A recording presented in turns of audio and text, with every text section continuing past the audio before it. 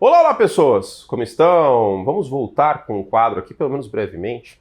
Assim como voltou do nada a Porta dos Desesperados, depois não teve mais. Aqui agora também depois não teve mais. Estou voltando com o Power Ranking e aí vocês sabem que eu sou bem Silvio Santos, né?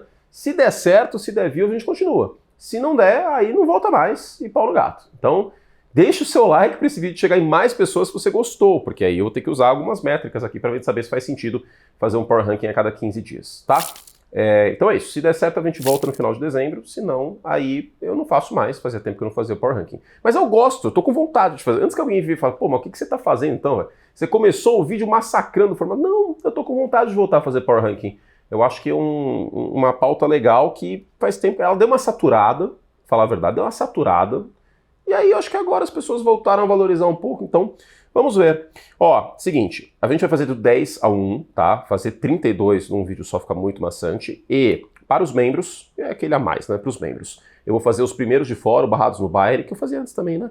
Do 11 ao 15, tá? Os times que podem entrar no top 10. E para os membros também, eu farei os 5 piores, que aí vale meio que pensando na briga pelo Draft 2026. Então, se você quer mais conteúdo, assina o Like Plus e venham conosco. Os membros já tiveram alguns vídeos nessa semana, como por exemplo sobre o Buffalo Bills. Dá para acreditar em título ainda? E eu acho que dá, eu explico por quê. E também sobre os Bears. Os Bears são de verdade? Falei sobre nesse vídeo. Ah, e tem também uma pauta importante. Técnico do ano. A gente precisa moldar esse prêmio ao que ele precisa ser e não o que ele é. E eu explico mais no vídeo para os membros. Vamos lá então começar com o 10º para ser suspense, né? Do 10º ao 1º você pode acabar com a graça e passar para frente do vídeo, mas você não vai fazer isso. Você vai ficar comigo aqui até o final.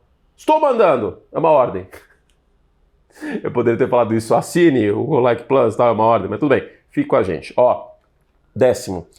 Assim, o sobe e desce mantém é em função do Power Ranking que a gente pôs pro ar na semana passada no Thursday Nights no Sport TV, tá? A gente vai ter esse quadro no Sport TV no pré, mas só o top 5. Aqui vai completo. Vamos começar então. O Buffalo Bills é o 10º, sobe com 8-4. Os Bills tiveram o primeiro tempo mais encrencado contra o Pittsburgh Steelers, né? Tiveram 2 turnovers, uma interceptação do Josh Allen.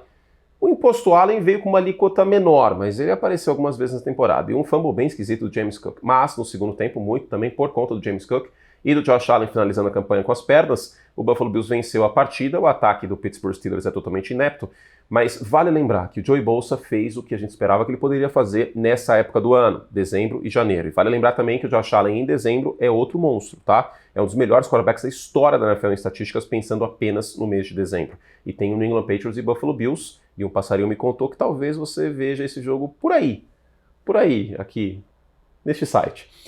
Você sabe onde. E aí, eu acho que Buffalo é um time que sim decepciona, muito por conta da defesa terrestre, mas que vence jogos grandes. Perdeu para os Patriots, mas os outros jogos grandes eles venceram. Não descartem o Buffalo Bills. Eu sei. O Sean McDermott não passa confiança, mas não descartem. Nono, um dos times mais bem treinados da NFL, e eu falo sobre isso nesse vídeo para os membros, o San Francisco 49ers com 9-4 de campanha. São Francisco tem um potencial azarão neste momento para jogador ofensivo do ano. Ainda acho que o prêmio vai ou para o Jonathan Taylor ou para o Jackson Smith-Njigba, mas o Christian McCaffrey está fazendo uma grande temporada, ao menos em volume. Se não está em eficiência, em jardas por carregada, em volume ele foi a alma do ataque do San Francisco 49ers várias vezes.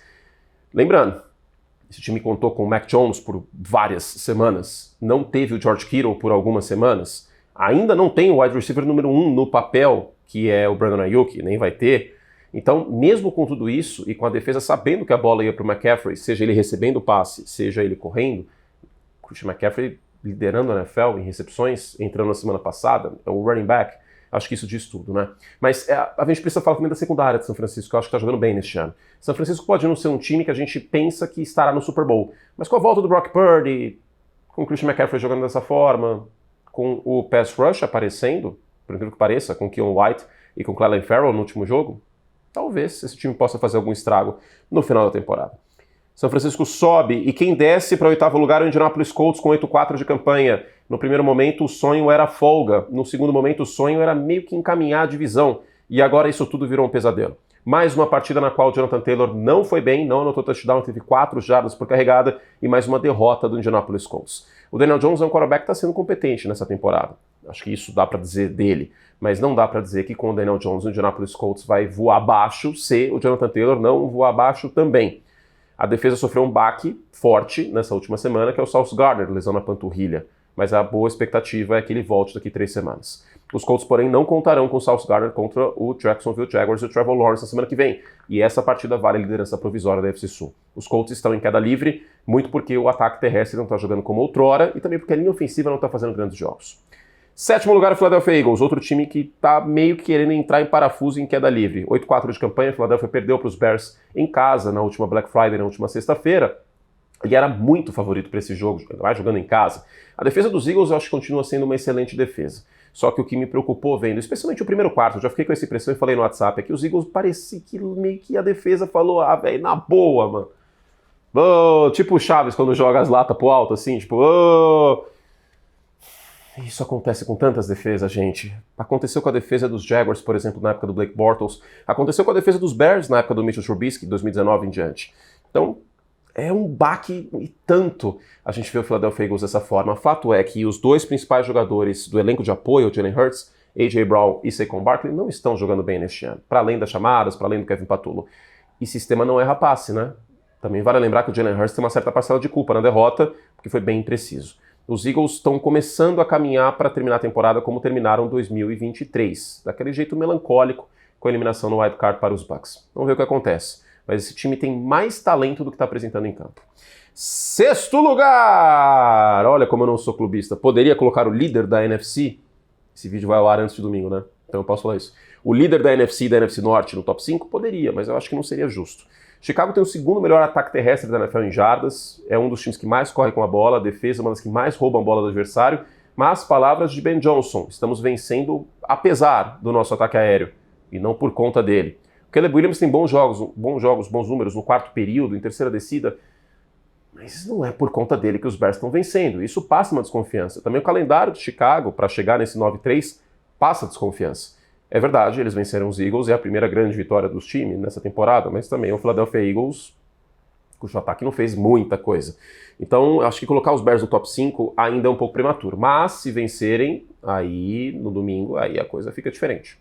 Até porque o jogo é fora de casa, no Lambeau Field. Os Bears venceram no final do ano passado, mas mesmo assim. 5º lugar, vamos para o top 5. O Green Bay Packers, com 8-3-1 de campanha, Micah Parsons fazendo grandes jogos, o Jordan Love vem de um jogo de 4 touchdowns contra o Detroit Lions. Em 2023 foi assim que começou a caminhada dos Packers rumo aos playoffs e a eliminação do Dallas Cowboys na pós-temporada, né? Era bastante zebra Green Bay naquele jogo e foi a primeira vez que um 7º cabeça de chave eliminou um 2º cabeça de chave. A gente tem um ataque terrestre de Green Bay que é a primazia das chamadas aí do nosso querido Matt LaFleur e não tanto o quarterback, mas nesse último jogo isso deu certo. O Matt LaFleur viu o seu quarterback conseguindo conectar em profundidade com o Christian Watson. Será que a secundária dos Bears segura esse rojão nessa próxima partida? Será que os Bears vão conseguir correr contra uma das melhores defesas contra a corrida da NFL? Muita coisa a gente vai entender de Packers e Bears nesse próximo domingo. 4º lugar, o Seattle Seahawks, tem uma das 3 melhores defesas da liga, as outras Houston e Denver, e tem um front para lá de talentoso, seja o Nwosu, seja o Aaron Williams, seja o Byron Murphy, seja quem for pressionando o quarterback, essa defesa atordoa a vida dos adversários. Uma secundária que está jogando muito bem também, o miolo da defesa, também os linebackers. Não tem fraquezas, em tese, essa defesa. Quando saudável, claro, e está saudável neste momento. Agora, o que me impede de acreditar mais em Seattle e subir mais o Seattle Seahawks, o Seahawks se mantém aqui no 4º lugar em relação à semana passada, mesmo depois da vitória, é o Sam Darnold.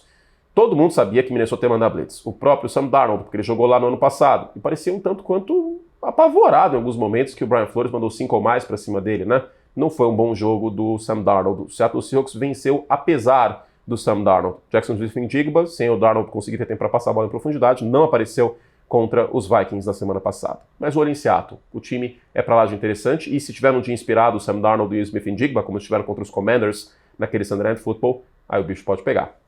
Top 3. Denver sobreviveu contra o Washington Commanders no último Sunday Night Football. Aliás, a NFL colocou os Commanders em muito jogo no horário nobre, né? Eu sei que o time foi bem no ano passado, Jayden Daniels empolga, mas acho que passou um pouco do ponto, enfim.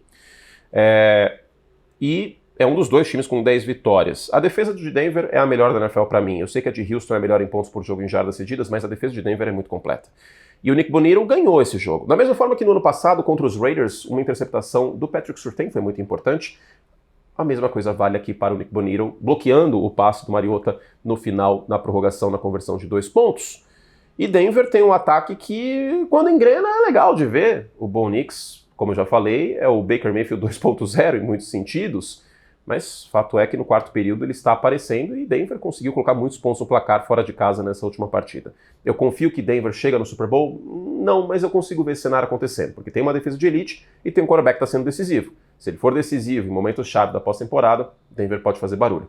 Mas o jogo terrestre me preocupa um pouco, tá? Sem o J.K. Dobbins. Segundo lugar, caindo para a segunda posição, Los Angeles Rams, com 9-3 de campanha. Os Rams tiveram uma derrota que eu acho que a gente precisa dar mérito para Carolina. Foi bem importante a defesa dos Panthers, como foi em algumas outras partidas esse ano. O Mac Jackson conseguiu uma interceptação retornada para touchdown, esse foi o fiel da balança. O David Canales usou muito bem os running backs contra os Rams, e por isso, também por isso, o nosso querido Bryce Young não foi tão pressionado nesse último jogo. Aliás, o Bryce Young conseguiu 2 passes para touchdown em quarta descida. Então é uma derrota que eu acho que não acaba o mundo nos Rams. O front ainda é para lá de talentoso, a secundária mostrou alguns problemas, mas acho que não dá para descartar. E o Matthew Stafford teve um jogo de 2 interceptações, mas também a primeira foi desviada e a segunda forçou o passe. Acontece, o pão caiu com a manteiga para baixo. Os Rams, para mim, porém, seguem sendo o melhor time da Conferência Nacional e seguem sendo meu palpite para o Super Bowl 60. E para terminar, o primeiro lugar, bem-vindos a 2003, 4, 5, 6, 7, 8... Não, 8 não. 9, 10, 11, 12, 13... Não, 13 não. Aí foi Denver. 14, 15... New England Patriots. Me preocupa a ausência do Milton Williams e essa defesa terrestre ter sofrido um pouco contra a corrida no último jogo? Sim. Mas o respeito e a dignidade voltaram em Foxborough, muito por conta do trabalho que faz o Mike Vrabel, ex-linebacker dos Patriots e campeão em 2001, 2003, 2004. E o que falar de Drake May? Drake May, como muita gente fala em rede social, basta dizer o nome dele. Quando a gente fecha os olhos, a gente consegue vê-lo conectar em profundidade. Isso aconteceu de novo com Kyle Williams nessa última partida, batendo o Paulson Adebo e conseguindo um touchdown em profundidade. E o que me chama a atenção é que mesmo tomando uma quantidade alta de sacks nos últimos jogos, o Drake May, mesmo assim, levanta a cabeça, porque senão a coroa cai, princesa. É isso aí, levanta a cabeça e continua jogando o fino da bola. Parece um veterano preso no corpo de segundo-anista. O saldo de produção do Drake May é sensacional. O jogo terrestre é interessante com o Henderson e com o Ramondre Stevenson. A linha ofensiva acho que precisa melhorar. O Stephon Diggs faz uma temporada muito sólida. Vamos ficar de olho nos Patriots. É um pouco o calendário? É um pouco. Mas ao mesmo tempo o New England não está deixando a peteca cair. Isso é uma marca de um time consistente e um bom time na NFL. E em certa medida o mesmo vale para os Bears também. É isso, meu povo. Tá aí na tela, de 10-1. Os próximos de fora, os barrados no baile, que eu sei que você está esperando eu falar de Houston, Dallas, quem sabe? Você confere no vídeo para os membros que está no primeiro comentário fixado, tá? E também os 5 piores times da NFL neste momento. Clique no like, por favor, porque aí mais pessoas vão assistir esse vídeo. Comente, discorde de mim, fale que eu sou burro, comente, engaje para mais pessoas assistirem esse Power Ranking. E se der certo, eu vou estipular a seguinte meta: 17 mil views. Batendo 17 mil views, eu volto com o Power Ranking daqui 2 semanas. Se não bater, aí, infelizmente, eu vou cortar da programação, não teremos mais Power Ranking. Então, se você gosta do Power Ranking, deixe seu like e divulgue, compartilhe. Da minha parte, fizemos todo o estrago que podíamos. Até a próxima. Tchau.